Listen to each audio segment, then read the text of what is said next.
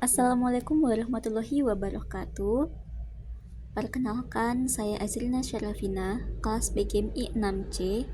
Di sini saya akan menjelaskan tentang analisis SWOT pada manajemen peserta didik, manajemen kurikulum, manajemen pembiayaan, dan manajemen sarana dan prasarana di Sekolah Dasar Islam Babadan, Kabupaten Blitar.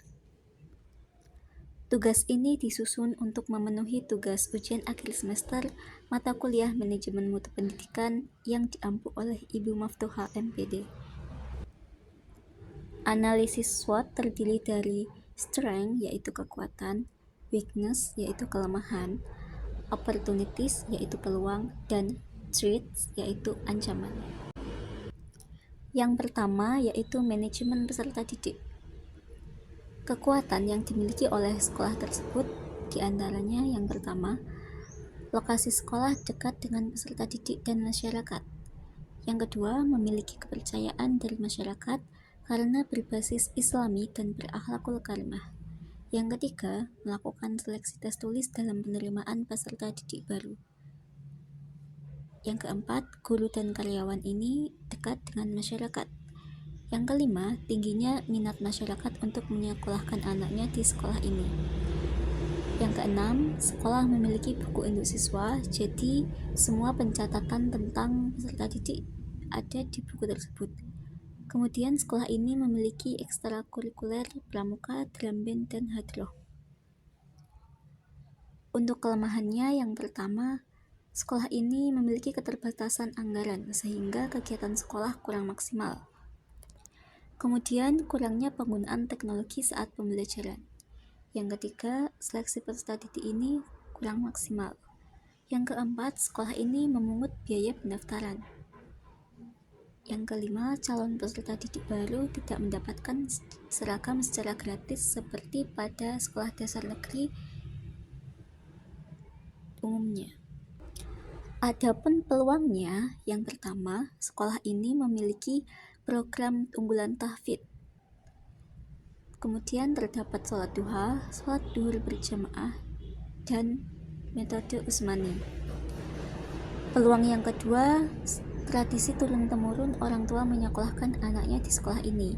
Jadi maksudnya apabila orang tuanya dulu bersekolah di sini, maka mereka akan menyekolahkan anaknya di sekolah ini juga. Kemudian di sekolah ini terdapat beasiswa KIP bagi peserta didik yang tidak mampu. Kemudian sekolah ini juga mencetak para peserta didik yang berprestasi. Untuk tantangannya, yang pertama, wali murid ini harus membayar untuk uang gedung dan seragam peserta didik. Kemudian yang kedua, adanya sekolah swasta lain di daerah tersebut yang lebih unggul. Itu merupakan ancaman manajemen peserta didik di sekolah ini. Selanjutnya, manajemen kurikulum. Kekuatan manajemen kurikulum di SD ini, yang pertama, sekolah dasar Islam ini sudah menggunakan kurikulum yang terbaru yaitu K13 dan kurikulum Merdeka. Sekolah ini juga sudah menerapkan P5 dalam kurikulum Merdeka. Kemudian di sekolah ini terdapat penguatan pendidikan karakter atau PPK. Kelemahannya, jam pembelajaran di sekolah ini terlalu panjang. Siswa masuk mulai jam 7 pagi sampai jam 1 siang. Kemudian yang kedua, implementasi kurikulum Merdeka belum merata. Masih diterapkan di kelas 1 dan kelas 4 saja. Untuk peluangnya, adanya sosialisasi dan bimbingan kepada guru terkait perubahan kurikulum dari K13 ke kurikulum Merdeka. Kemudian yang kedua, sekolah ini menanamkan nilai agama Islam dalam setiap aspek.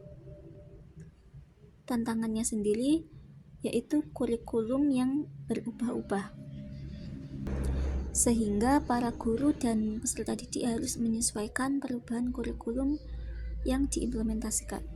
Selanjutnya, manajemen pembiayaan.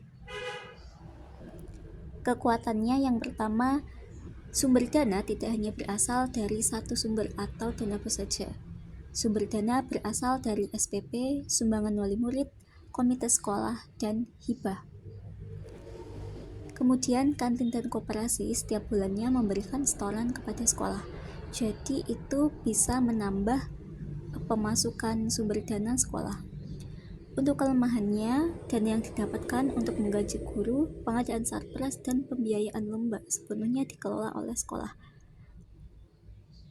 Karena sekolah ini adalah sekolah swasta. Kemudian, kurangnya SDM untuk mengelola keuangan. Peluangnya, peran komite dan wali murid di sini sangat membantu dalam pembiayaan sekolah. Mereka sukarela dalam memberikan sumbangan kepada sekolah apabila dibutuhkan. Tantangannya, gaji guru ini ditanggung oleh sekolah. Jadi sekolah ini benar-benar mengelola seluruh keuangannya secara mandiri, mulai dari pendapatan hingga pengelolaan hingga pengeluaran. Selanjutnya, manajemen sarana dan prasarana. Kekuatan sarpras di sekolah ini yang pertama, ruang kelas nyaman karena ruangannya ini luas dan cukup untuk jumlah siswa. Kemudian suasananya sejuk karena banyak pohonan di sekitar dan lokasinya berada di pedesaan dan berada di dalam gang. Kemudian sekolah ini memiliki perpustakaan dan musola pribadi. Kemudian sekolah ini memiliki lapangan dan halaman yang luas.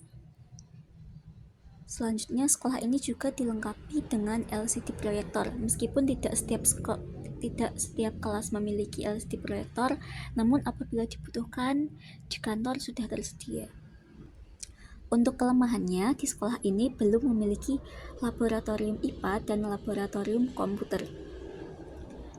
Sanitasi juga belum maksimal, terkadang kebersihan toilet belum terjaga. Kemudian kurangnya penggunaan teknologi saat pembelajaran. Untuk peluangnya, di sekolah ini memiliki fasilitas antar jemput siswa bagi wali murid dan siswa yang membutuhkan.